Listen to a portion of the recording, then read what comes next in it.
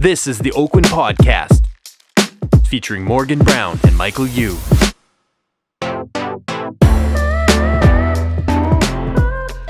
Welcome to the Oakwyn Podcast. I'm your host, Michael Yu. And I'm the Podfather. And we have a couple very special guests with us today, Ashley Smith and Taylor Biggar. Hello. Hello. Yeah, thanks for coming today, guys. Thank you so much for having us. Thank you. Great. We got a power couple in the house. Have you ever been described as a power couple? Maybe only self-described. Interesting. Yeah. It's like a wrestling tag team. Like, what would that wrestling tag team name be? Like, if you guys had to come up with one. Oh, man. Mr. Big and I don't know. I like it. Wow. Giving some insight into your relationship. Do you have a wrestler's name? Like Macho Man? Oh, my goodness. Yeah. I actually, when we started dating, I called him Mr. Big. Oh, But Mr. Big. it, Oh, like, that's from, is that from Sex and the City? It is. It is. Yeah. That's hilarious. The guy that keeps getting away. Yeah. She trapped you now, so. That's awesome. Well, we're just so happy and thankful to have you guys part of the podcast today. Taylor, you are the chair for the Real Estate Board of Greater Vancouver. Yes, I am. Yeah. So tell it, let's, to the layman, the person that doesn't know about the board, what's the chair? What's their role? So the chair used to be called the president. In Yes. fact, when Ashley was the president, it was called that. Right. And then 2 years ago, we changed the name. It was more of a move towards more modern governance and calling it chair of the board as opposed to the president of the board. Right. So the president, the chair of the board is, the role is a spokesperson role for the whole membership of 14,000 members Right. of REBGV. The other role is managing the board, as more traditionally like a chairperson role. Right. When it comes to managing the board of directors and setting the strategy and direction for the board. Yeah. And then managing the CEO is also the other duty. Is he like your whipping boy or or is she like, no, it's It's Pat funny Scott, because right? we change chairs every year. Yeah. So the chair changes every year, which is actually probably going to change in the near future, I would think. Yeah, that's something that I wanted to kind of dig into. But tell me your story, Taylor, if you don't mind, like about your journey through the board. Like why? Because you're a realtor, and so why did you decide to join the board and get involved? I originally started as a volunteer. We used to have division or areas. We used to call them divisions, whereby we had regional areas for like Richmond. There'll be a West Side division. There'll be a Vancouver East Side division. So I think there was up to like 11 divisions, and we all had volunteer people, probably about 10 different people in each one. Right. All doing volunteer role for doing educational events and social events for realtors in those areas. Right. So that's how I got started getting involved. That was about, it's probably 10, I did probably 5 or 6 years of that. Mm-hmm. That's how I originally got to the board. Actually, the chair of each division used to sit at the board table. That was an old governance model. Okay. And then So it's like a regional. yeah. Yeah. So that like we used tribes. to have directors at I'm large. with the Richmond tribe. Yeah, basically. And that was not the best governance. That's not how you get the best people to the board table. So Okay, they yeah. changed that governance model a few years ago. I don't recall exactly how many, probably four or 5 years ago. Right. And hence those people there's no longer any divisions, and we don't have any people other than fully elected directors by the membership now sit at the table. And we have a smaller board. We used to have like 18 people sitting at that board table. Wow. And now we have 11. Yeah. So like, That's how I got there. yeah. And for those of us who don't know, what's the purpose of the board? What does the board do? Well, the board serves, we have 14,000 members, and the board it's like a huge board. Yeah. It's the second largest. We kind of go back and forth with Montreal. Right. They're in the second largest board in the country. In fact, Wow. Toronto Real Estate Board is the largest. They have up to like 45 or 60,000 realtors now. Wow, really? Whoa. So we're tiny compared to them. We're a third their size. Mm-hmm. Yeah. So the board, basically, we provide realtors all the services they require to serve their customers. So Right. we manage Big job. MLS. We manage all the data for MLS. Mm-hmm. We also serve realtors as far as providing other tools, education. We provide advocacy as well. We sometimes do that in tandem with British Columbia Real Estate Association, which is our provincial association of all the other boards in the province, because there's 11 of them. Right. So that's what the Real Estate Board of Greater Vancouver does. Cool. So you started as a director regionally in Richmond. Right. And how long ago was that? And what's that journey been to the chair, the president of the board? Yeah, that was about 10, I want to say 10 years ago. Wow. Maybe a little bit more. I've been a director at the board table for 6. So that's how, that was about 10 years ago.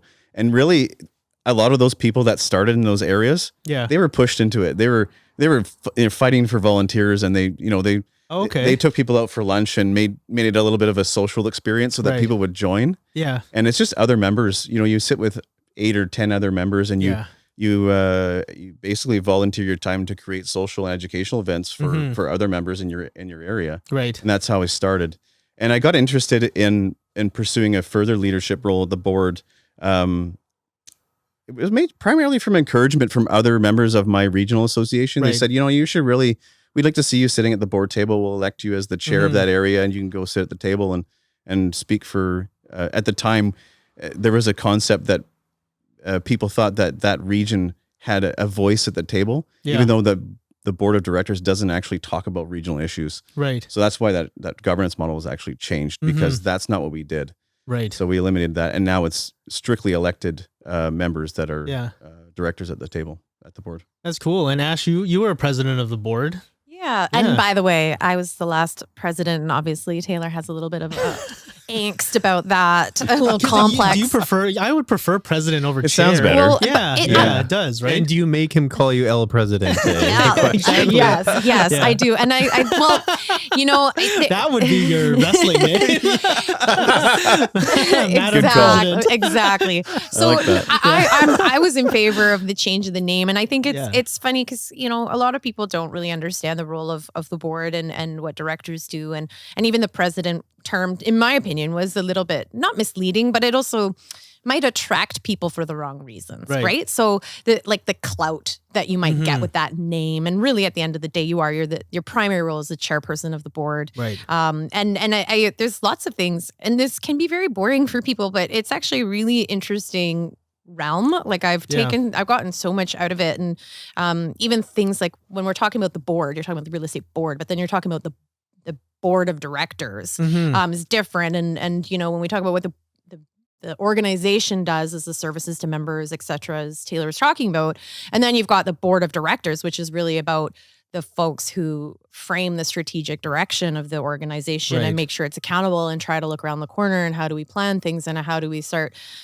creating a better environment for our members. So it's definitely an interesting place to be. And I think a lot of us, I started on the West Side Division myself, realized that I'm not really good at organizing things. But I love the idea of the strategy stuff. And a lot of members at the time would get involved in volunteerism in that way, thinking they're going to make a difference doing something. And you're like, no, you're actually in the wrong place. If you want to get involved in that, you have to get onto the board of directors. Right. So anyhow, it's been a really cool experience. I like to think of the chair as, I always call it the chief servant.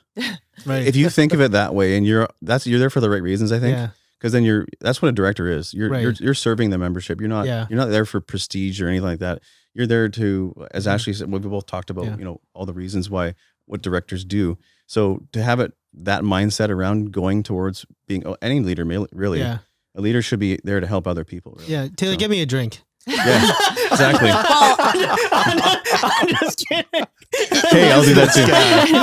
And I mean, for myself. If anyone's wondering, I'm joking. If anyone's wondering, I mean, you can also maybe get on the board and find a boyfriend, because that's what I did. So I was gonna say, did you guys meet at the real estate? Yeah, I mean, it's not fully appropriate, but it is what it is. So it's on the table. Did you have to fill out a form to declare your relationship? We did have to. That was we didn't fill out a form, but we did formalize it. I actually let the rest of the board know. This is before I was chair or anything. This is several years ago, but I had to let the board know and just say, hey, you know what? We're in a relationship now, and so just so you know, there's no conflict of interest, and you're fully aware of the situation. Then obviously, it's just a quick disclosure, and that was it. So, but it was appropriate to do that because it was like when royalty starts dating, like Prince Harry starts dating, or no, Prince William. Harry got out of it. Yeah, that's right. Yeah. But so I'd love to learn lessons learned, I think, and it's kind of cool that you guys are a couple, but and Ashley was 2 years ago the president, and now like so lessons learned from Ashley in her first year or her year as a president, and kind of how that kind of. Yeah, I mean, it's interesting. I think anytime you're involved in any leadership, so like for those of you listening who maybe are involved in a strata council or any sort of volunteer group or any governance organization, I think the biggest lesson learned, and I'm going to say this thoughtfully, is just the people aspect and the work, the communications aspect. And by that, I mean like the relationships amongst those that are working together. And when you're in the chair role or an officer role, you end up getting all of the phone calls. You end up getting all of the complaints and you end up kind of looking under the rug a little bit. And that's the most challenging part, I would say, is kind of managing expectations and relationships and trying to make sure you maintain a positive culture. But as a younger person, and Taylor is, I think you kind of have call me young. Yeah, because she never does that. No, I never do. But this gray sort in of the beard. getting involved in something like this as young as I did, and working with counterparts who are maybe around the same age as like my parents, like you have put people on a pedestal a little bit. And I think what I learned is like a lot of things never change. Like the way people interact, the kind of conflict that can arise can be surprising. And those things are tough. Those are and learning to try to be good at it and have patience and empathy and also recognize that, even if you're not seeing eye to eye with somebody, it's in the best interest to try to like work it out. Yeah. So, there's so many different parts of it, but I would say that's a big one that I feel every chair at least kind of goes through. I know Taylor's, probably experiencing. Are you experiencing a lot of that stuff right now, Taylor? Yeah. Chairing is a bit of an art and a science at the same time. And we take a lot of training. The board is very, they're very high in education. They're very proactive about training all the directors actually. So there's a lot of learning curve that's involved in chairing, and you kind of get through the steps. So I'm going to back up a little bit, but basically you don't become the chair until you've done vice chair and then chair elect. So you actually get 2 years of build up until you hit the role. So you get to manage some committees as a chair of those committees and whatnot. So you get your feet wet before you really get into the role. Right. And we have to do that. Otherwise you can imagine someone just jumping into that role and just, sort of trying to figure it out. By the time your year is over, on the headlights, right? Yeah. Well, by the time your year is over, you're on their way out already, and you're just getting good at it. So, what are some of the most interesting committees you guys have, like Taylor, that you've been a part of? Interesting committees, yeah, or like committees that you felt that was like necessary and that were fun to kind of. My favorite is governance committee, and all this stuff sounds like kind of nerdy governance. Like this might sound a little boring to some people, but no, not at all. But like governance structures and how to what's the best way to run an organization, what are the best policies, and going through those kinds of conversations at the governance level was always my favorite, and most I always felt it was like the most influential committee on the board. So like the committees make recommendations to the board of directors, and usually they're implemented because they're usually well thought out. Right. So what were some of the changes that you were a part of? One of the ones that I think was a really good change that the REBGV did was bring on appointed directors. Okay. So these are, when I say appointed directors, so typically, give us more details there. Typically, most of our directors are elected. So we have 11 directors, but now we have 3 that are actually appointed as public directors. So these are people from other fields. We don't need 11 realtors sitting around a table talking about things that may pertain to realtors. We need different perspectives. You need diversity of thought around the table. Yeah. So that comes from getting appointed directors. We've had accountants, we've had people from IT. We've had some really high caliber people. We do now as well, even to this day, some really high caliber people coming from other industries and with a lot of experience on other boards. Okay. Boards like, BC Ferries and ICBC and big boards like that where much larger organizations than our own, and these people are some people have been CEOs that have sat at our board table as well. So it encourages diversity of thought and not having a whole bunch of realtors sitting around the table. Right. Yeah. So how did that change the kind of the group? Like, was that did that? It elevated it. It elevated it. Absolutely. Yeah, right. Totally. I mean, I think you can concur with that. Yeah, I was gonna say everything you said, so I'm glad you said it. It's because I was That like, never wait, happens, actually. No, it never I'm happens. We serious. actually very rarely see things the same way, but it's I think realtors in particular, we get so wrapped up in our own worlds and our own business models and our Right. own way of seeing the industry, and it's so important for people to kind of push back on assumptions about the way things should be, and Right. and also, of course, bringing in knowledge and expertise outside. Like right now, we're doing succession planning for our CEO. Yeah. If it's great. Is that the most highest priority thing right now? It is, definitely. It is, yeah. Absolutely. Yeah, because 'Cause Brad's that been there sets- for 43 years. 44. not as the CEO. Okay, Yeah, he yeah. started in the mailroom, right? He did. He He Yeah. has like a crazy. He came out of high school for that job.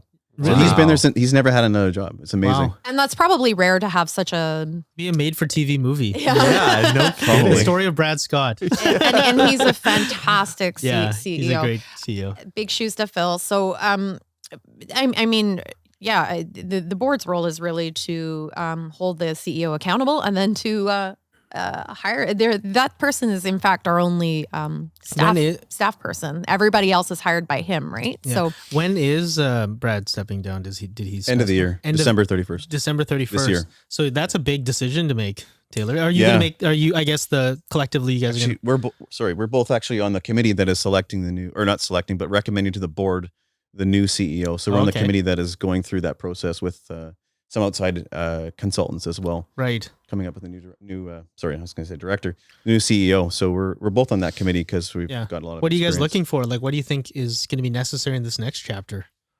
Definitely a different type of CEO is what. Okay. What? Like, the- how so? Yeah, we've just started this process, so I'm Sure. not sure how much I can offer as far as the direction. We're still coming up with that direction, and maybe Yeah. Ashley wants to add. It sounds like she wants to add a few things. I would, it's almost like, I guess you could almost say every industry who's looking at change in their leadership is looking for.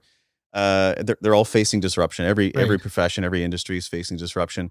So that's just something that you need to. We're trying to look forward to the 5 or 10 year horizon. Yeah. About what do we need in 5 and 10 years Right. from now. You can't look at what we need next year or even right now. That's not what we're here to do. We're here to find the future CEO. Hmm. So that's our goal. Our goal is to find that person. Right. Are you going to be handing out a rose? A rose to Ashley or the CEO? Rose ceremony. Like The Bachelor. Yeah, we have like 12 potential 12 potential potential lined up. and then you're gonna, or is it? And you just break their hearts Yeah, and one you're by like, one. and then right? you do that thing where you're It's like, something like that. Yes, I like that. yeah, I'm kidding. We'll give So him the that- gavel or something. I don't know. Yeah. What do you think about that, Ashley? Like, what do you think the next CEO needs to look like? Yeah, I And mean, feel like we needs have to- a laundry list of priorities, and Okay. obviously, you're not going to find everything in one person necessarily. And we also have to balance the fact that we're still a nonprofit organization. Right. It's like the type of CEO, if we could map out the perfect superhero, is probably the type of person that would be like the EO at like Apple or Facebook or something, and we can't afford that. Mhm. Okay, so Right. but that being said, I think we're very likely exploring people that are outside of traditional organized real estate that might be able to come in and see the world a little bit differently. Mhm. And that way we can sort of navigate our organization kind of moving into the future. So Do you think that's wise to like get someone outside of well, like, there's I think a lot that can be learned. right? And relationships are important. So someone would have, if they're not from within the industry in that way, then that would probably be a big priority, is learning like who people are. And Mhm. because there's so many like groups and organizations and partners and all these things, way more than there ought to be, perhaps. Right. And so you do need to know, who's who and how to build relationships and get things done, whatnot. But I think the big question, is really about like, what is real estate and what are realtors going to look like in 5 years? What's the role going to be? What's the consumer expecting? Are we going to continue kind of with services? Actually, this ride's lasting forever. So I'm kidding. No, well, I think that, what are our members going to need? Yeah. Like, how's that changing? And is it is there going to be value someone being able to come in and think about things a little bit differently than maybe how we've been thinking about it? And Yeah. Well, I really like what I was joking with Taylor, but like I really like Taylor, you were saying that like, having that service attitude, like because we are in the service industry, right? We're not doing a product, it is a service. And so that does, it has a different mentality towards it. It's, so, I feel personally for the CEO, I feel like if you're going to serve a huge 14,000, 15,000 membership of one type, like an entrepreneurial type of person that's, getting into real estate, I feel like you need to have that background. Like that's just me personally. Yeah. I think certain so that you can things put yourself like in their shoes, right? Yeah, but I don't know. Yeah, I think thinking about skills around change management are really important, right? Like there's certain things that I think are less tangible and difficult to articulate that are really needed, Go ahead, Taylor. I hear you breathing so heavily over there. I realize when I'm probably sipping my water, you can probably hear me swallow. Hey, that's okay. Getting used to having a microphone in front of my face. Outside. We're still outside, guys, and doing this podcast outside in the nature. Yeah. So I was just going to say, I think one of the things that we're not going to get caught up in and on that committee, and that makes a recommendation for the next CEO to the board of directors, who is the ultimate decider. They decide ultimately who that will be. So the committee will bring 2 candidates forward, probably 2 or 3, and then the board will end up deciding who the best person for that role is. I lost my train of thought for a second here, but I would say, so the CEO doesn't have to be all things. Okay. What they have to be really good at is building teams. Right. Because the CEO doesn't have to be a great IT person, but what Ashley's saying about change management is actually hit the nail on the head. That's what it's about. It's about forming teams to manage those things. If he can hire out the best people for those roles. Yeah. Sorry. Yeah. I keep saying he. Wow. I'm certainly not in 2021, am I? Yeah, he or she, I keep thinking of, I got Brad in my mind, but he's a he. Right. He or she is definitely someone that needs to be really good at that. And that's all they really need to be good at. That's the most important thing. Mm-hmm. So if you were to let's say, we're just going to wave a magic wand. Like, this is kind of cool. I like waving magic wands. Yes, you do. From my Dungeons and Dragons days. Which are still happening. Yeah, which are still happening too often. If I was to wave my magic wand. Is that game digital yet? No, it can't. No. Well, there's the Magic the Gap. Okay, anyways, we'll keep going. We'll talk about this later again. I'll invite you to a night where you will think less of me. Okay, so we're to wave a magic wand, and we're to so anyone in the world could be the CEO of the Real Estate Board of Greater Vancouver. Who would that person be? Like, it could be anyone in the world. An actual person. A leader. Yeah, a leader. Or even anybody. Does the person have to be living, or can it be living or dead? Living or dead. That's a good question. Yeah, that's good. Yeah. Genghis Khan. Right. I don't know if I have. I think you might stump both of us on this one. Ooh. I'm not sure. Is there a leader that you really respect? Well, there's leaders I really, really greatly respect. Right. Whenever you say leader, the first person I always think of is Dale Carnegie. He's my personal favorite. Yeah, I love Dale Carnegie. I don't know if he'd be a great real estate board CEO, but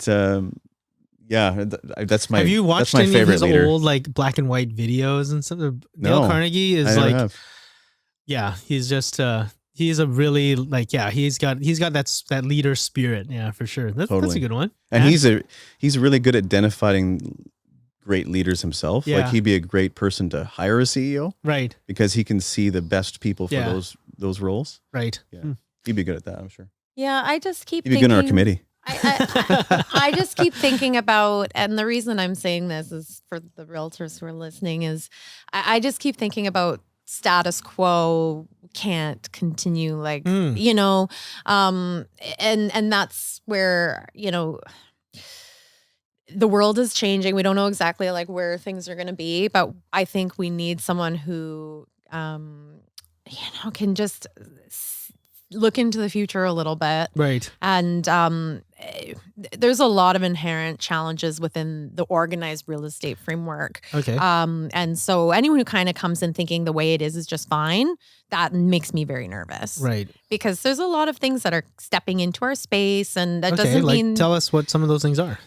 Well, obviously technology and data are going to drive a lot of changes. I think one thing that I love about the Real Estate Board of Greater Vancouver is a mindset shift towards the consumer versus just realtors. Obviously, yes, they serve their members, the realtors, but I think when you are constantly looking through the lens of the realtor, it's easy to forget or ignore what the consumer is looking for. Right. And so when, for-profit companies have huge capital and like just money being invested into what the consumer wants, that's when, the real estate community can sort of be blindsided a little bit, I think. And so whether that has to do with technology and how information is provided to people, I think we're all hearing something right now. My gardener's here. Sorry, just give us like 1 minute break. This was very good. Sure. Can you come back another day? Sorry. Can you come back another day? Thanks. Sorry, we're doing, I forgot it was didn't know. landscaping day. Yeah, I didn't know. They just come whenever. Blooper reel. Yeah. Or just come when they have time. Yeah. My gardener just came right in my backyard. I was like, I'm hearing something going on, and we all seem like, what is that? Yeah, and like this is louder and louder. Yeah, what is that? Yeah, that's okay though. Yeah, no, that's all good. So, it's obviously technology data, how like the type of data that can be like how the consumer can be understood. Right. Like we have a lot of data, but we don't use it. We don't know how to use it. With our MLS system, for example, there's a lot of room to do more. There's obviously business models that can be very disruptive, at least, for the typical realtor out there. And I'm not going to go about and say that these business models are bad. I actually think some of them are very innovative and interesting. Right. But for example, I'm not going to name any names, but if you start looking at the types of brokerages that are really salary-based, like salary-based real licensees. In the States, we're seeing a lot more of that, and there's room, I think, for that to be successful. And then, in the US, we're seeing a lot of direct-to-consumer, like iBuyer type of situations, which may or may not fit in our particular market in Vancouver. I'm not sure for different reasons. But there's just so many things going on. And I think if we don't have some thinking about these types of things, we can provide all the same services to our members, within the budget that is available. But there's going to be other things going on. And I can speak to one of those things, and I think a lot of realtors in this province may be aware of this already. Not just our membership, but we went through an amalgamation attempt in 2016 to amalgamate all the real estate boards in the province. So all 11 boards under one banner. Right. British Columbia Real Estate Association also amalgamated with that. So we would have one provincial entity, one set of standards, one MLS, one realtor experience, one consumer experience for the whole province. And one set of leadership versus 12 sets of leadership making diverse decisions. Exactly. So you can imagine right now there's 11 boards with all having board of directors. We've got some boards that have 30 members. Right. We've got Powell River with 30 members. So I can tell you right now that I can only speak for REBGV, but one of our priorities is we would still like to see that sort of thing happen, an amalgamation of the province. It makes so much sense. It does totally. It's like economies of silly. scale, right? It's just silly to have the inefficiencies that we do. Not to mention the realtor members' money that goes to waste over the inefficiencies that we could actually double downing on Totally. 11 sets of the same position. And at the time of 2016, don't quote me on the number, but I think it was $8 million a year in savings that realtors across the province would see. Imagine what you can do with $8 million a year. Right. You could make MLS better. You could capture better data. You could whatever. You could. So you're a big advocate for unifying the tribes. Totally, absolutely. Yeah. I always have been. I drank that Kool-Aid a long time ago. Right. So why aren't we doing that? Why haven't we gotten there? Why haven't you gotten us there? Well, I'm gonna not walk. influential enough. I'm gonna walk this line carefully because Who was president when this was going down? we have actually. Well, so first, I'm just gonna preface this comment by I'm now a director at the BC Real Estate Association. So those boards are my members now. So I'm just gonna be careful what I say. That being said, you needed to get the memberships involved. So the members in Greater Vancouver did vote in favor of this, which was great. But you needed so many organizations to have the support from their members in order to make it happen. Because we belong to societies, right? And we all, the board of directors can't make decisions in a vacuum. They need bylaws to be changed, or they need, members to get involved. And I think that speaks to a greater issue is, member engagement is important. Maybe not all of the time, but often enough that they should at least be hopefully paying attention to what's going on. And again, this kind of goes back to my comment originally about whether you're on a strata council or anything, or if you're in city council, the folks that you hear from the most are the people who are against something, right? The people who are fighting it against change. They're the ones that show up. Right. The people who are either comfortable or happy or content, they don't show up. And the people who are advocating for some change or for something to be happening tend to be the people who are the volunteers involved. And there just isn't enough, I don't want to say there's apathy, but certainly maybe not enough engagement. And it's really, really tough because there's certain things that just can't happen unless the realtors get involved. So it comes down to life is just busy Everyone's for everybody. busy. And I'm not talking just realtors, just life in general. Everyone just seems busy all the time. So to get somebody focused on an initiative or a group of people together, it's not easy these days. I think it's a little more challenging than before. Everyone's so much going on in their lives. And people are afraid of change. They're busy or they're distracted. I feel like that people is are more way better, more accurate way of putting it. Nobody's That's true. everyone's just hey, you must be busy. I'm like, I'm fine. I got plenty of time to hang out. And but then I think it's just there's just a bombardment of all this information and stuff like that. And so people are just distracted all the time. I prefer that. That is much more accurate, I believe. Yeah. I feel that people busy is an excuse for being impolite and disrespectful in a lot of ways. I feel like this is just my personal rant. Busy is time, to be distracted or busy, is it really time choices people are making? Yeah, totally, right? Yeah, absolutely, for sure. I know I'm distracted. That's another conversation. I feel like that is not entirely and people's fault completely. I feel like our society is moving towards wanting to be distracted.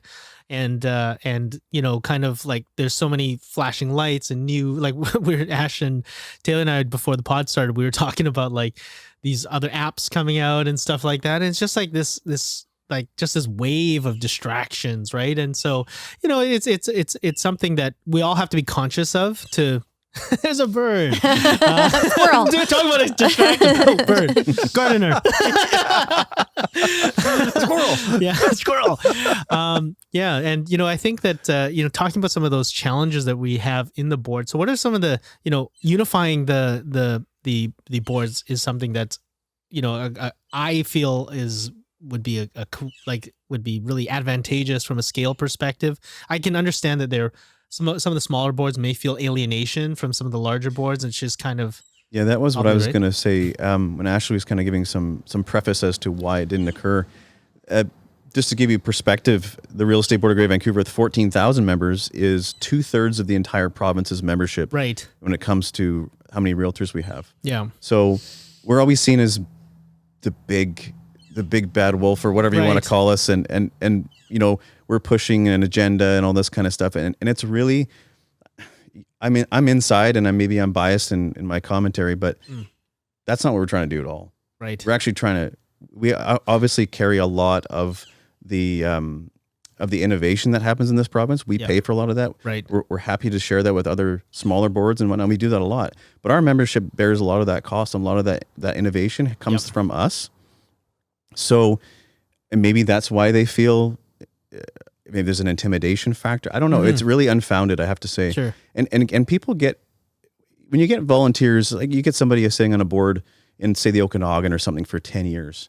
Well, you really get kind of entrenched in your thinking, entrenched in this is my organization. It's a personal thing for me. Right. And those are the things you have to overcome to get everybody together. Yeah. And that's difficult because a lot of people see that as this is our region, our territory. We don't want to be part of that. That's just Big Brother trying to, I don't know if Big Brother is the right word, but that's just the big bad Vancouver board trying to control things. Yeah. We're trying to control things, and Right. that's not the goal at all. Mm-hmm. So, I'm it's something that we touched on earlier in terms of the governance and the structure of the board, the structure of the the directors, board of directors. What do you guys think of the term of a presidency or a chair? Like, that is too short, like, to get anything done. Like, who can get something done in 365 days? Yeah, hopefully, right, Ash? Like, what do you think about that? Hopefully there'll be some exploration. I think part of it has been just the role of the chairperson and how demanding it is. So up until like this month, the chair was, yes, the spokesperson, but also the person that was the go-to for all the like economics and data stuff and the monthly reports, and that, in big busy years, we'd had one chair who was interviewed 550 times in 1 year. yeah, that was So- 2016 with the amalgamation. Yeah. Wow. Dan Morrison was the chair then. Sorry to interrupt you, Ashley. Yeah, but it was that year. It was also the year where the market was going gangbusters. There were a lot of concerns about things that were happening in the marketplace. It was the shadow flipping year. Yeah, Yeah, that's- and so you can imagine like just the amount of time that has to be committed. That being said, so REBGV has just hired an economist, so some of that role is going to be shifting potentially in terms of like that demand. There's different ways I think to explore, because the thing is, you've got all these volunteers, most of whom have never sat on a board before. So you're just learning, right? You're getting education, you're learning. When you're chair for the first time, you're chair for the first time, and you're, your best version of you probably at your very last meeting, and now wanting to take those skills moving forward. So Right. I do agree. I think a longer term, if could be, organized in a way. I mean, there are solutions, I think. Yeah, I almost want to change the conversation slightly, and the chair is obviously a really important role. I also want to say that the most important thing is how do we get the best directors at the table? How do we get the best board? Because the board we need a diverse board. We need Right. a board that is there for the right reasons, that kind of stuff. So getting the right directorship there. Elections typically aren't the best way to do that kind of thing. So yeah, I don't know what's going to look like how in the about future. an IQ test? Well, I don't know. I don't even know if that's EQ. How about an EQ test would EQ be better. test? Yeah, Yeah. Right. EQ test would be better. Because you so. can kind of like, because there's, we've had some board members that, obviously are, they're almost like rebel leaders, like in a sense, right? Like, and which if you go on the Facebook page and stuff like that, you see kind of like these contrarians, kind of like, I think what's really important, and I know Michael obviously has some insight because Right. he's been on the board development committee. right. I think what's really important, and I hope realtors who are listening, don't get too spooked, because it's the best thing I've ever done is be involved in this and learn what I've learned and met who I've met. But Now the best thing you did was date Taylor and join Oakwyn. so, but what I like that I was first there at least. yeah. Where was it going with that? I guess no. Yeah. My point. To encourage I skilled think people, a yeah. lot of people think of governance as government, and it's not. Like, and so when you put it in that perspective, people think of like politics. So then you'll Right. see people standing on like platforms and trying to say they're going to stand for this or that. But when you're in a boardroom, there's no parties. Like, you don't have a left and a right. What you have is a team of people. Hopefully, as Taylor mentioned, with diversity of thought, you actually want people to come and play devil's advocate Right. and bring, push the envelope Constructively. and, what are the assumptions we're making here?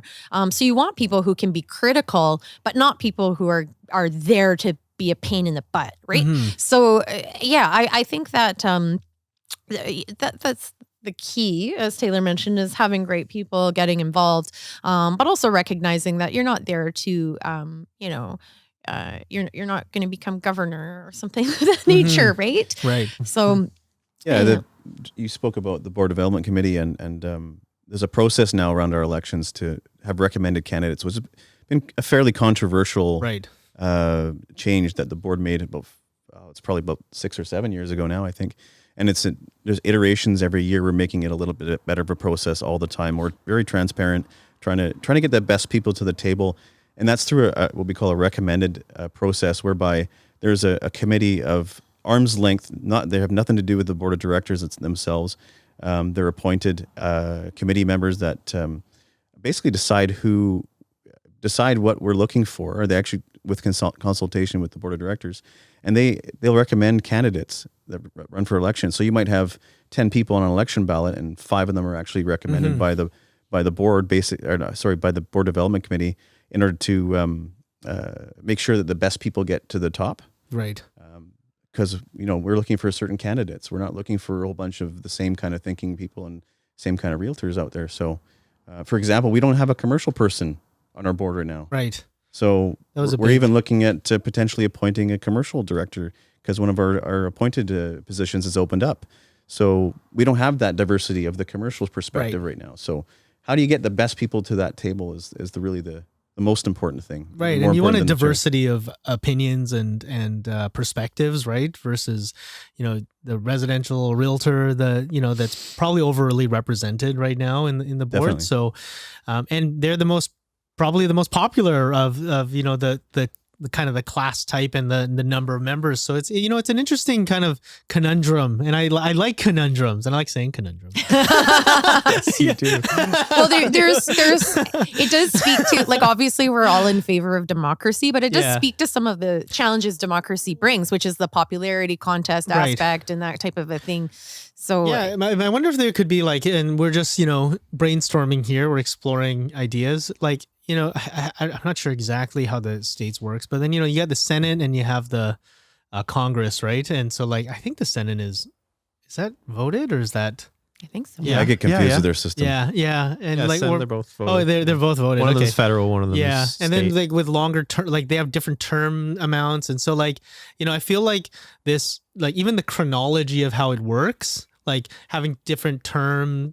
And I feel personally that a president and a chair, getting recycled. No, I don't want to say recycled, because you're not recycled, but a 1-year term is far too short to enact any real long-lasting change. Even though you have a 2-year run-up to that, I don't think it's enough time to make any difference. They always say in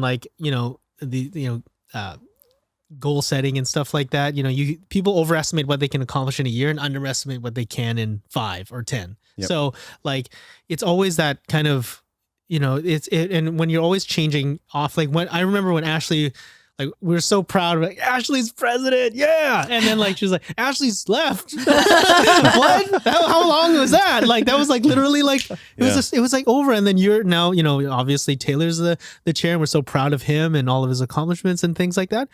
But it's a short term, and it's just, you must feel like you're almost always in an election, right? If it's only 1 year. Well, actually, the way that governance, with the way you get to the chair position, actually, it's not actually, you just need to get to the director table, and the board of directors themselves actually elect the chair. So that isn't elected by the membership as a whole. So that is, Yeah, no, I mean, I have some versions of what would work better in my head. And I do think, though, to Michael's point, a lot of people think that person is the person that's steering things and creating change. And yeah, certainly they're part of it, and they're, an integral part of setting the agenda and whatnot. But I actually think it has more to do with the skill set. So if you're always if the head of the table is always new, then they're learning that skill set. Yeah, exactly. And so for me, it's more about having, are there ways to have a stronger chair for more time? Right. And what kind of impact that can have, for the overall. You guys have been in the, I just We're gonna gossip now. You guys have been directors for like, Taylor, it's like 10 years, right? No, Ashley's longer than me, I think. Oh yeah, I'm like a lifer now. Yeah, how many years now? Well, I was a West Side director in 2011, and then a board director 2012. 10 years, almost 10 years for both of you guys. Now, like, has anyone ever like in the directors like got impeached or like, hey, you're out? Until recently, there wasn't a pathway to doing that. Okay. And again, it has to do with just the way that our organization's set up. Right. But now there is a pathway if needed. Hopefully that never has to happen, but conflict can arise, and people need to take the role very seriously, because they're. If people step outside what's appropriate within the role, it's a problem. Sorry. Yeah, I think that's what I'm going to say about that. Prior to a couple of years ago, the only way that could happen, where if there was a director that needed to be replaced or let's say resign, was through a membership vote at a general meeting. Oh wow! So that would almost never happen. Yeah, but it's then political and gross. A few years ago, that was changed to there is a mechanism now that the board of directors can actually remove a director. So you just like press a button and then you eject out. Yeah, like Dr. Evil. Yeah, like Dr. Evil. Yeah. Like and we actually burn them. Oh yeah. It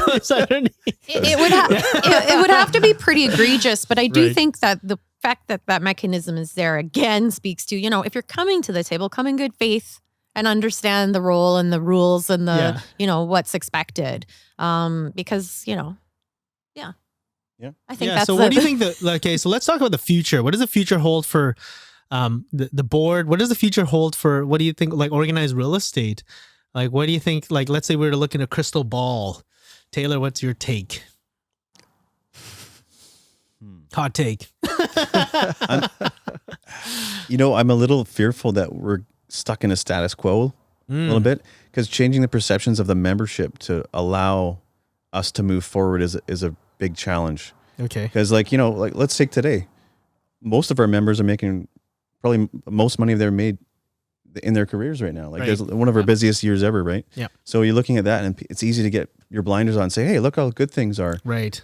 But we're not looking forward. We're not looking for 5 years from now. Like, what really matters to a consumer, and then that's what really counts. Right. That's the only way this stays relevant, is we start shifting our focus towards, okay, like my role and the board's role right now is to make sure we're satisfying the membership's needs. But if we satisfy the consumer's needs, we're also doing that.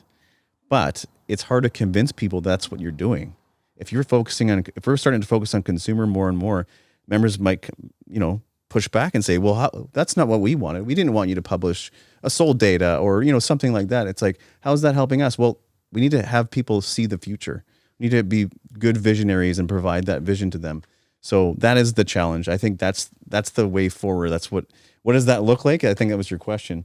And Ashley's smiling at me because she thinks I'm not answering the question. But no, you're answering. Am I okay? Yeah. So maybe you want to jump in here. So this is my thinking. Like, I'm obviously involved because I'm optimistic and I want to be, and I'm no longer on REBGV, right? So anyhow, I think there's a risk of like organized real estate just fading away into distant memory. I'm a part of it because I want to, encourage a framework that helps elevate the profession, creates like cohesive professionalism amongst, everyone who's participating as a realtor. But let's think about it. Why are you a member? You're a member of a board because you want access to the MLS, right?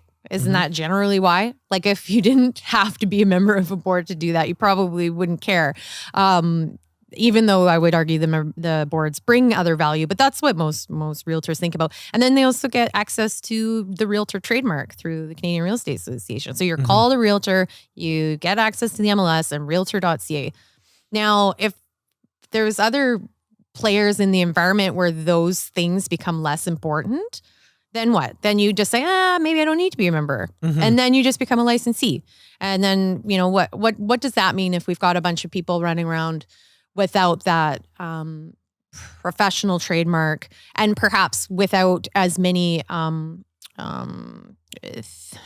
without being a member also means you have professional development requirements, right? There's things you need to do. There's certain rules of cooperation that come into play when you're practicing in the MLS. Now, if we start if people practicing real estate think those things are less important, we're more fragmented, it can become a little bit more of the Wild West, right? And so I do wonder, like, if the MLS and the realtor trademark can maintain its value proposition to realtors.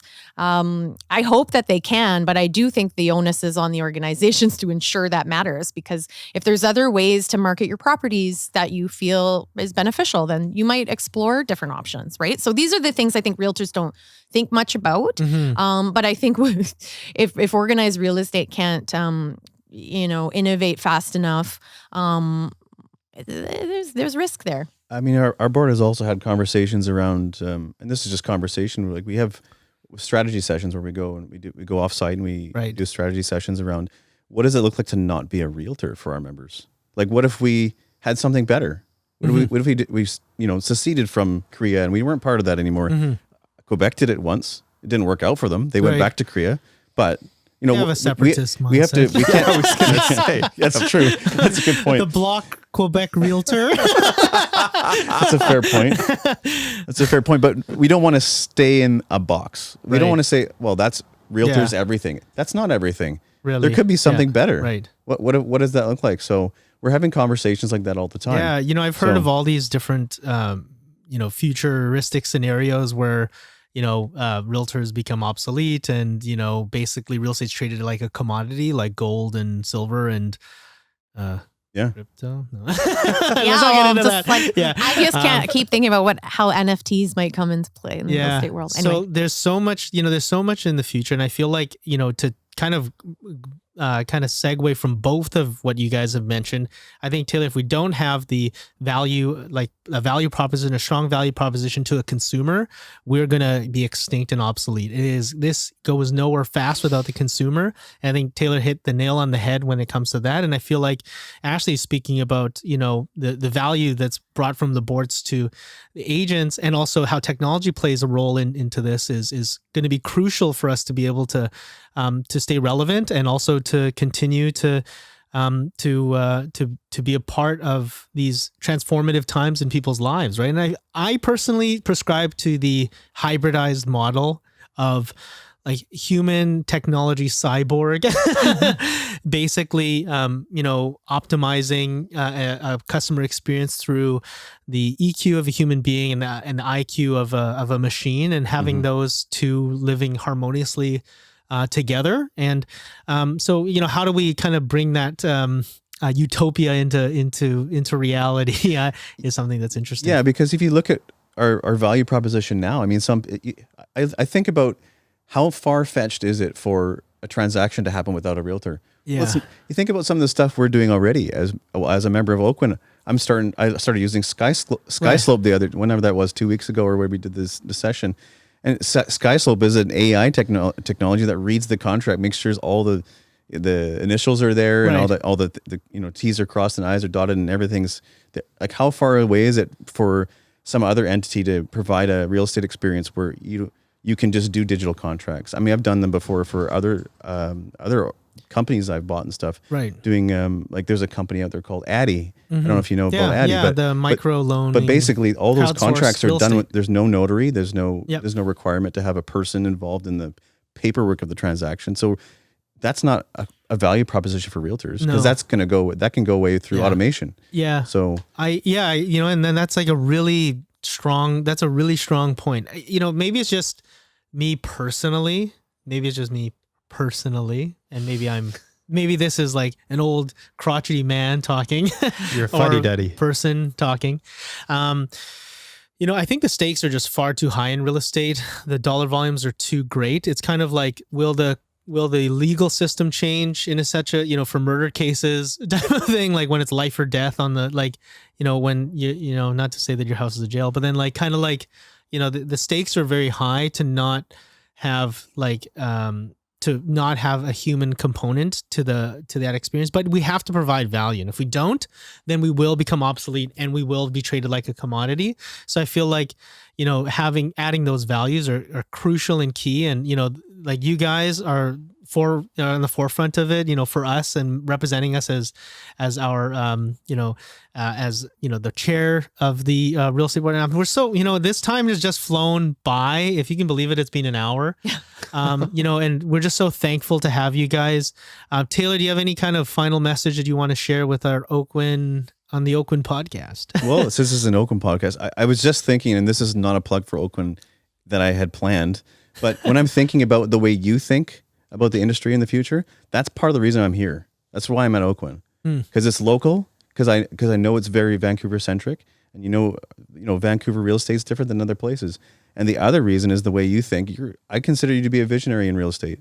I actually consider you, and that's part of the reason I'm here. I think you think of real estate in the future in the right way, and I believe that that's why this organization, Oakwyn, will go that direction because of you. So that's why I'm here. Brayden, did you record that? I know it's a serious plug.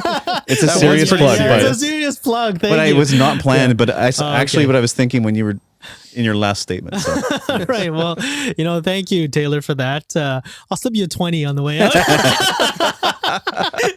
That's it? Wow. 20? Well, that's the only bill I have. Benjamin here. Oh, Benjamin. Okay. What's a Benjamin? A 5? But that's a hundo. I think so. Yeah. Hundo, Benjamin is a hundo. Yeah. Okay. Who's on our $100 bill?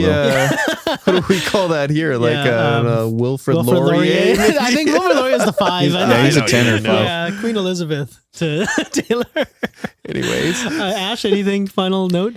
Yeah, I think, Taylor and I are maybe a different breed where we can sit and we can talk about this governance stuff for like an hour and fly by. We're kind of nerds about it. Yeah. And it's, I think, difficult topic to discuss in a way that's like entertaining and whatever. But I would love to encourage, realtors and Oakwynnites to consider like how they can take their first step and get involved and understand why they might want to. And I think just to everyone, the last conversation we had here, I think it's so important to have young people involved, people who are thinking about like they want to be in this career for another 25 years. And have their influence. And so I'd like to just say that, Taylor and I are always available to chat. I do get realtors reaching out to me from time to time, but like, just if you want to understand like a little bit more about it. And I know that the REBGV is going to be putting together like, I don't think they're calling it a YPN, but something within that type of like young professionals getting together. And so yeah, I just like get involved and learn about stuff. And if you think this was a fun conversation, then maybe you're a nerd too. So the real estate nerds in this podcast. Listen to the podcast. On that note, guys, Ashley Smith, Taylor Biggar, thank you guys so much for being a part of the Oakwyn podcast today.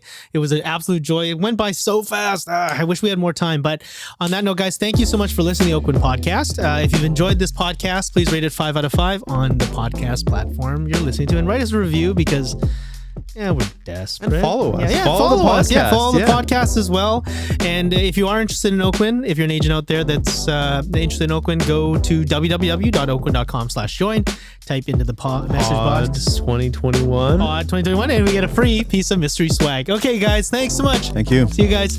bye.